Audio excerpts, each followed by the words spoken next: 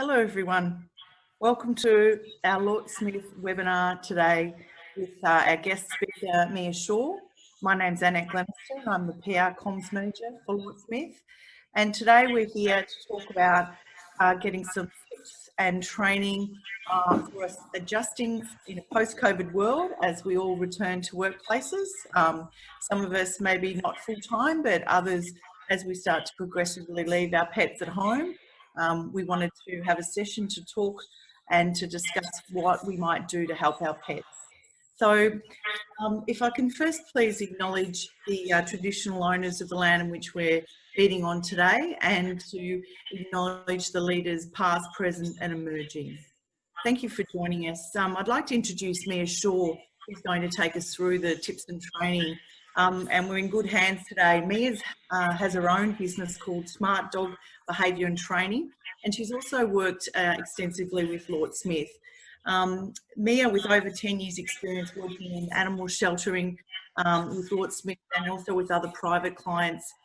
She's what we'd call a dog behaviourist and expert in the areas of helping our furry friends. So Mia's philosophy really and aim is to help people understand their dogs' unique behaviour and empower them with the knowledge, people with the knowledge of how to use the resources and skills they need to really live happily with their pets. And I think we'd all agree, post-COVID and even during COVID, we've really welcomed the wonderful relationship we have with our pets. So this is a great time to explore what we do now as we all transition. And before I hand over to Mia, I'd also just like to thank Hills Pet Nutrition for sponsoring this webinar today and all their support of Lort Smith and the great work they do in helping with the nutrition and well-being and health of our pets. So any questions or answers, any questions, we'll give the answers.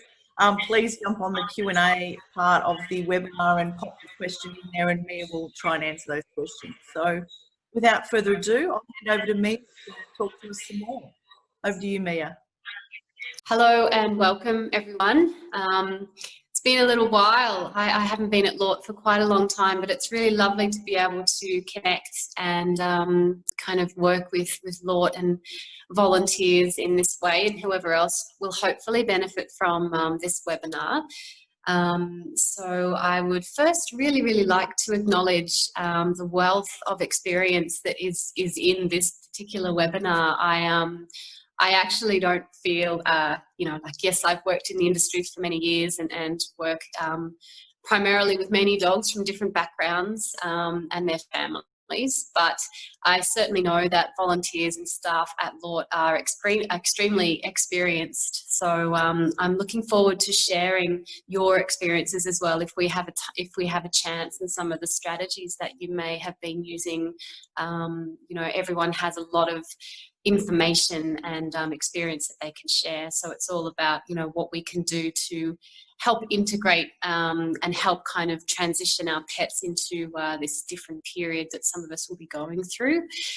So I'll be covering, I guess, mainly dogs, but certainly cats and sometimes other animals could be relevant as well. I have a cat whose behaviour has changed as he's gotten older, and he's a lot more affectionate. And I certainly notice when I'm not around that he can kind of seem like he gets a little bit lonely, whereas he used to be more independent. So cats are certainly animals that can experience different types of separation distress and all of that kind of thing. So hopefully there'll be information that will be valuable for you for the species that you have at home.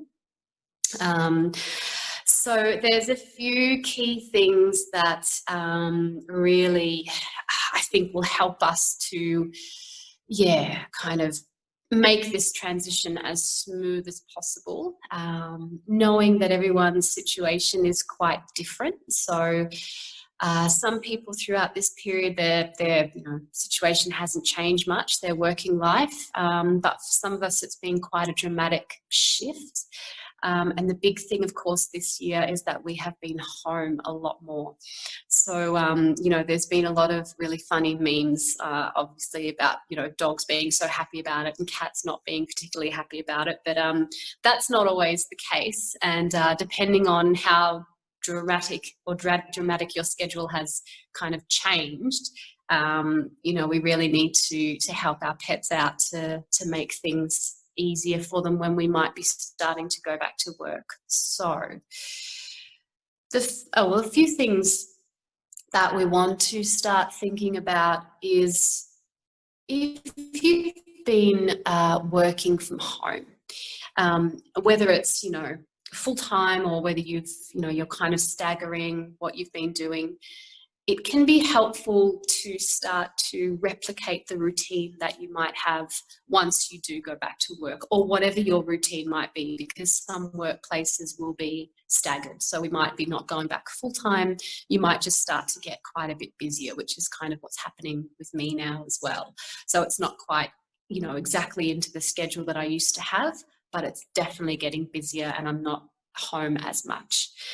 So that might mean that you might start to gradually, and I mean gradually because we don't want this big contrast for the pets, start to gradually decrease the attention that you might be giving your animals during the day. You know, if you're going to go back to walking them at certain times or feeding them at certain times, it can be really good to start to get into that pattern now, or, you know, start to mimic that kind of pattern over the next few weeks. Feeding at similar times when you're going to be at work can be a really good idea. And when I say decrease the attention, I know that for us as humans, that can feel really awful and you feel kind of really mean, but you're not giving your animal any attention. But it's a way to set them up more successfully, as opposed to us kind of not being able to do it and then just all of a sudden going back to work and we're not around. So everything can be done gradually. It might mean little things like if you've been working from home and, you know, your cat's been in your office or your dog's been in your office or home office, or, you know, they've been like at your feet, or just all of this extra attention, you might just start to slowly change those patterns. The big thing with pets and dogs in particular is to pair their alone time with something they really enjoy. And when I mention this to clients, usually in consults, sometimes people will say, yeah, they've got toys everywhere. So that doesn't quite cut it. There's lots of different types of toys. So some dogs definitely love a soft, comfy toy, like a comfort toy in their beds or whatever. But some dogs, you know, they really want that interactive play with us, if it's a rope toy or a tug toy. So if we're thinking about leaving them alone, we're not really going to leave them alone with a rope toy or some type of toy that requires our interaction. I feel like the best thing that we can do is leave them with a really, really good quality chew toy. So something they can actually eat and get quite invested in. So that can be, if your dog loves Kongs, you know, it can be a stuffed Kong, and you might over summer have a couple in the freezer so it takes them a bit longer. You might be having your bully sticks, you know, using bully sticks, or you might have whatever it is that's just going to take them a lot longer, and, you know, just they'll be more invested in it, as opposed to a liver treat that they're going to eat in 5 seconds, or, you know, a teddy bear that they're just not interested in, or a rope toy that they want you to be a part of. So it's a really good idea to start, and that's a gradual thing as well. So you don't want to all of a sudden, you know, put your pet in the lounge room and you're in your office if they've been, you know, with you all of this time. So we want to start gradually having them increasing periods of alone time, even when you're home, so they don't always have access to you.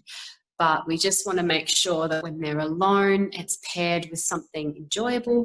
You know, some owners also find, as the luckily weather gets warmer, that their pets really enjoy being out on the balcony or the backyard in the sunshine on a comfy bed. So that can be something that you might start to encourage a little bit more if your dog enjoys that.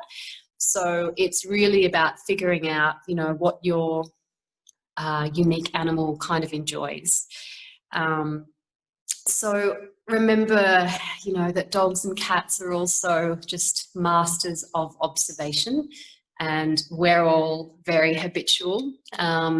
So we often do a lot of the same things at the same time, and they're always watching us. So we get very accustomed to routine, and then they get very accustomed to our routine.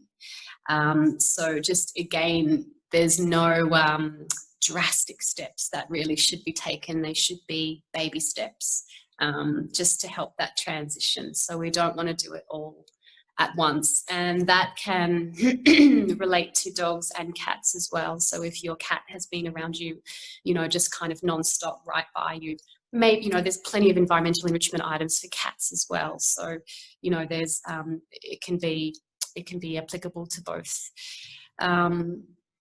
One thing also that you might want to have a think about is, how was your dog previously? Before COVID, pre-COVID, were they okay being left alone? Did they not enjoy being left alone? Were you already having issues with kind of separation distress or separation anxiety? Is it separation anxiety or is it boredom? We have to think about, sometimes I think separation anxiety can be used, that word or term can be used quite a lot. Really, really high level, separation anxiety, you will know it, basically, because we're talking destructive behaviour around the house, inappropriate elimination, vocalising, howling, all of those are signs of separation, or of a separation anxiety issue. But they must be assessed in the context with the dog, with the rest of the dog's behaviour as well. So often for separation anxiety, the behaviour or the destructive tendencies will be directed toward exit points, so windows and doors. One of my dogs who passed away in May, she was an oldie. When she used to exhibit a lot of those extreme signs, she would be destroying door frames and doorways and chewing, that type of thing, in those areas where she wanted to get in back to the house or back to me. So we want to just kind of identify, what exactly we're dealing with. And if you have trouble doing that, because it's not always easy, then, Lort Smith have qualified behaviourists that you can contact. So there's plenty of support in the kennels and the shelter department to get some help there. So it can be tricky to identify that on your own. So, it can be good to kind of note and really write down what's happening with your animal to notice the changes that are occurring. So that's something to think about, how was your pet before this situation?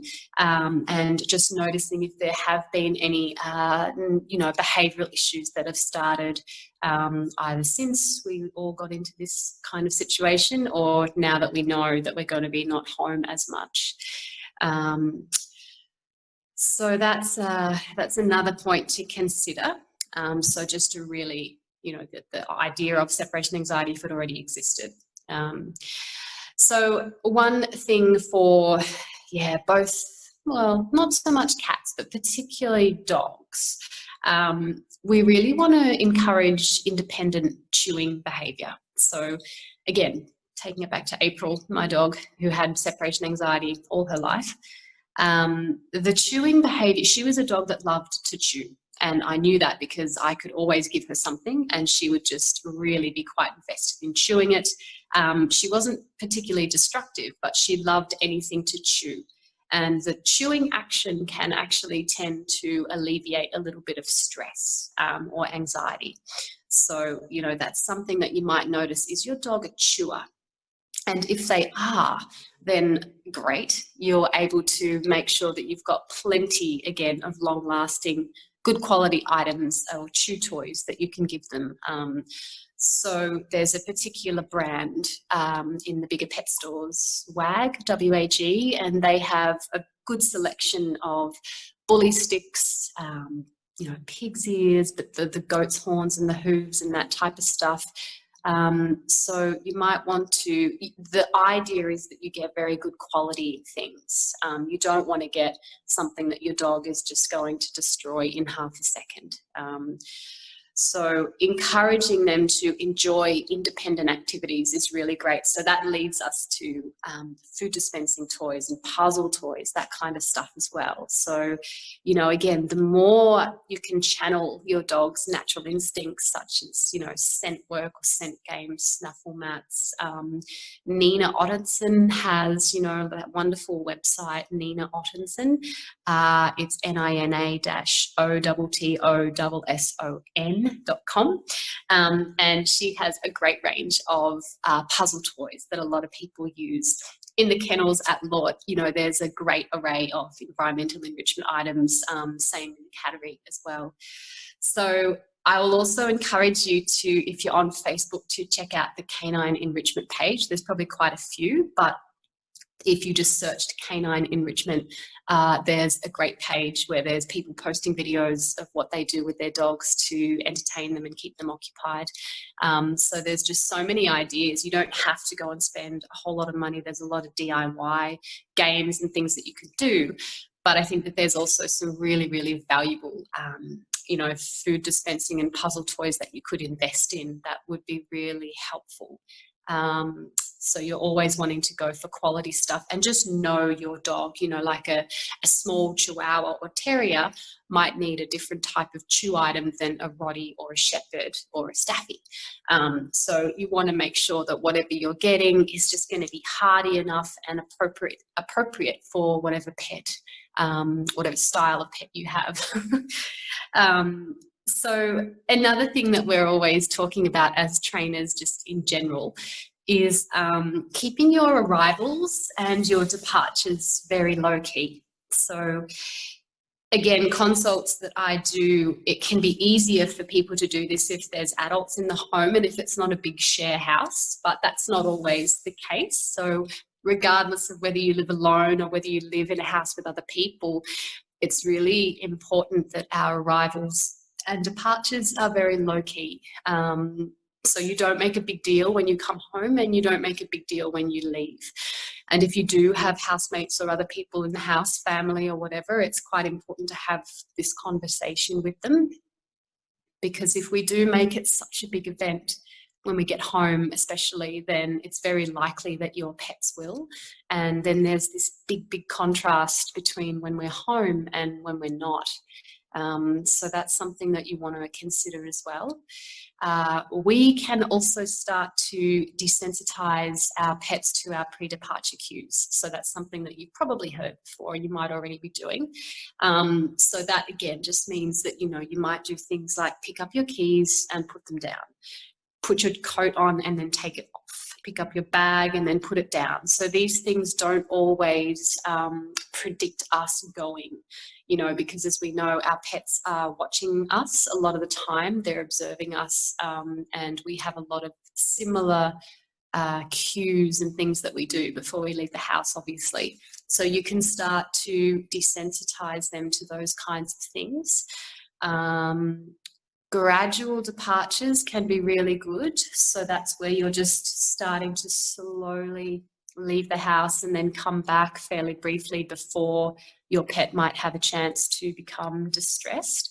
In some cases, and particularly some consults that I've done lately, you know, pets don't even like it when their people leave the room. So if you've got one that's kind of not even happy about you leaving the lounge room, then you need to work on getting them comfortable before you just leave the room. One way to do that is there's many different ways, and there's different kind of paces that your pets are going to work through or work at, comfort levels. Having a very good go to your bed cue and settle is really important, especially if you've got a pet that starts to follow you around when you get up to go to the bathroom or the kitchen or leave the room. Gently redirecting them back onto their bed, getting them to settle down and stay there, gives them a place to go and a job to do. So even though it might not seem like a particularly interesting job, it's a better job than them thinking that they need to get up and follow you around just because you've left the room. So again, you make, you know, that behaviour and you train that behaviour to get them to go to their beds. Make sure that they're going into a drop or a lay down position, not necessarily a sit, because a drop is just a bit more of a settled position for a dog. And then you'd need to work on doing that, you know, and then being able to leave the room or go to the opposite end of the house if your pet is getting more distressed, you know, when you're still even in the house. So it depends on where you're at and, you know, what behaviour they're displaying. You know, you might not be able to get out the door straight away. So having a think about that kind of stuff as well now is really important. Does your pet follow you around? If they do, you know, you might want to start kind of gently redirecting back onto the bed, that type of thing, gradually increasing their independence. Even when you're home, they don't always have access to you. Always pairing it with something that they do enjoy. So it's not a punishment, because as we know, pets, dogs are very social creatures. So, you know, they like to be around us. So if we're just all of a sudden putting them out the back or in another space, and that space is not very interesting and it feels like it's isolating, then they will perceive that as it's just being, you know, isolating and something that's a punishment, for them. So arrivals and departures, nice and relaxed. You know, you might even just kind of ignore your pet before you leave them for about 5 minutes. You want to try and give them something they can perhaps chew on before you leave the house. And then when you get home, again, you know, you can pretty much not entirely ignore them, because a lot of people find that quite difficult, but you can wait until they're relatively relaxed before you give them attention. So you can just kind of do what you need to do when you first get home, put all your things away or whatever, and then, you know, once your pet is settled and a bit more relaxed, then you can give them attention. So just being mindful of what we're giving our pets attention for is something to think about as well. You know, are you rewarding a lot of overexcitable, anxious behaviour? Or are we trying to work towards rewarding calm behaviour? So, you know, letting them know that calm behaviour equals you returning. Dr. Sophia Yin has some great information on her website about that type of thing. So just, you know, different strategies to let your pet realise that calm behaviour gets you coming back. And that's a big part of a separation anxiety program as well. So, yeah, so when you are away, you know, there's little strategies, calming things that you might be able to do for your pets to make them feel more comfortable. So, you know, calming music can certainly be good. I wouldn't be leaving, you know, a radio on with metal music playing. I'd certainly have kind of some jazz or some chilled out music, you know, that can definitely be beneficial. It can also block out some of the external noise if you've got a dog or cat that gets a little bit, you know, skittish or a bit reactive to noises in the outside environment. The calmer that you can make it in their immediate environment, the better. So that can be nice. So thinking about that, you might, you know, an audio book or radio could be nice. You might leave an item of clothing with your pet as well. I mean, it just really depends on what your pet lets you know they are comfortable with and what soothes them. So these are suggestions that are not always, you know, going to work for every single animal. So really you need to know, you need to know your pet very well and see what's going to work for them and create different strategies for their unique behaviour. One thing also that we can think about is if you're someone who uses a pet sitter or a pet minder or a walker, or you take your dog to daycare and you just haven't been doing that for a while, you might want to think about starting to implement those things now. So even if you don't necessarily need them because you're still working from home, if you know your schedule is going to change and you know your dog's going to start doing something like that, you might consider doing that now. Or if you're having someone come over, you know, for a walk in the middle of the day, that type of thing, if that's a routine that they're going to be in, then you could consider doing that. Obviously, daycare is not suitable for all dogs, but for some it's great. And for some, they've already been, you know, used to that. And maybe they stopped doing it when we got kind of into lockdown. So you might want to think about, you know, that type of schedule and starting that up again. So again, your pet can start to get used to what it's going to be like when you go back to work. So have a think about those things that you may have been doing. If you haven't done anything like that before, for a very easy dog, you know, a pet walk, a regular walker can be really great. You might also consider a qualified behaviourist to do a training walk or whatever. It really depends on the nature and personality of your dog. If their walks are a little bit more involved, you might get a qualified trainer. If they're a really, really easy dog, then you might just get a regular pet walker. Doesn't necessarily need to be a trainer. So that's stuff that you might want to think about as well. And we can certainly give you suggestions of some reputable daycares if that's something that you think that you might like to do. I know of a couple where there's trainers who work there or colleagues as well. So yeah, that can be something that can be really fun for some dogs, not for all. Yeah. So again, on the bed cue is a really good one to start to train up if you've got one of your pets that's following you around in the house. So, and not always having access to you when you're home. So starting to gradually change those patterns where there's just that little bit less attention than they might have been accustomed to over the past few months. And before we get into maybe some questions, the last thing is, if you kind of take your pet, your dog, for a couple of walks a day, it can be good to take them for the most tiring one or the most, you know, rigorous one before you leave for the day. So that means you need to get up just that little bit earlier to make sure that they're getting that kind of more energetic walk or little run in the morning before you go to work, or if you're a shift worker, whenever it is, like if you can get them to be a bit more tired before you know you have to leave them for longer periods, then that can be a really great idea as well. And perhaps their evening walk is a little bit shorter. Because you'll be there with them, you know, obviously in the evening or whenever, whatever your schedule is. So definitely a tired dog, you know, is potentially a more settled dog. But again, they all are very individual. So we just have to kind of figure out what's going to work for our individual pets.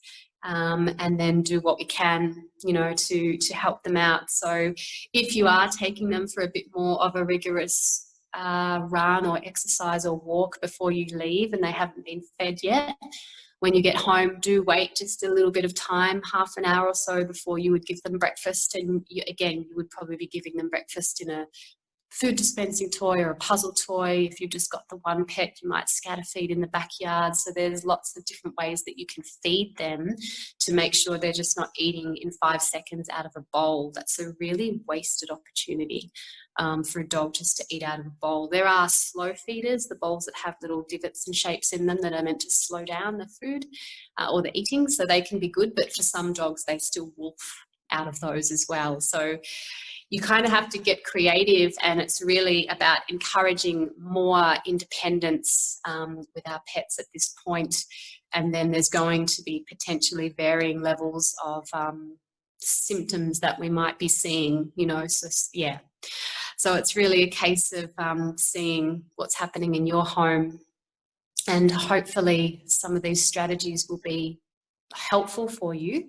I think what we will do is the road to some questions if we have any, but again, just remembering that certainly there is support from the trainers at Lort Smith. You know, I was always extremely impressed with the environmental enrichment in the kennels and the cattery at the shelter, and you know, it's really important that we promote those behaviours in our pets. Even though we love having them around us, there's a lot of, you know, they are animals that have these really unique instinctive traits, and problem solving and mental stimulation is extremely important. So there's lots of ways that we can really encourage those behaviours. Fantastic. I think that you've raised some terrific points, and I love the point you made about calm behaviour if things are returning, and really Yeah. clear link to your pets and your dogs that will be there for them when they're calm. So that calm concept, I love that idea. Yeah. with my pet and a couple of children, you know, they love to make a big fuss when they return home, which is exactly the opposite to what we need to be doing. So I've got some tips from you today about what I need to do. Fantastic. I'll throw to one of the questions we've got. It's a question around the advice on the chew aspect for teeth.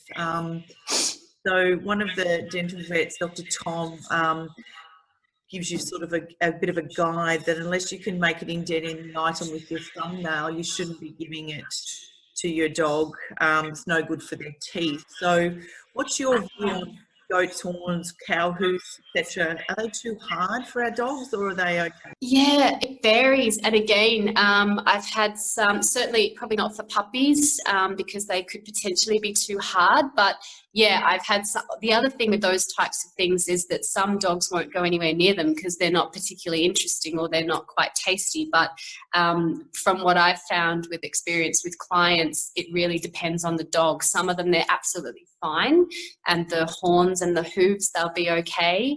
But others, yeah, they wouldn't be very useful. So certainly, Dr. Tom, if there's anything that you needed to kind of from a safety perspective, that's always the most important thing. So I think that can depend on the particular dog that you've got. Yeah, so you always need to, anything that you're introducing to your pet for the first time in terms of chew items or anything like that, you must supervise them. And you also want to make sure that you're only introducing the one thing on the one day. So that means that if they do get an upset belly the next day, you might be like, okay, that was the pig's ear that they had, it was too rich or whatever. But yeah, certainly if any of the vets, you know, have experience, or, you know, you should certainly be using caution with some of these items that are available, because it really just depends from dog to dog, from my experience.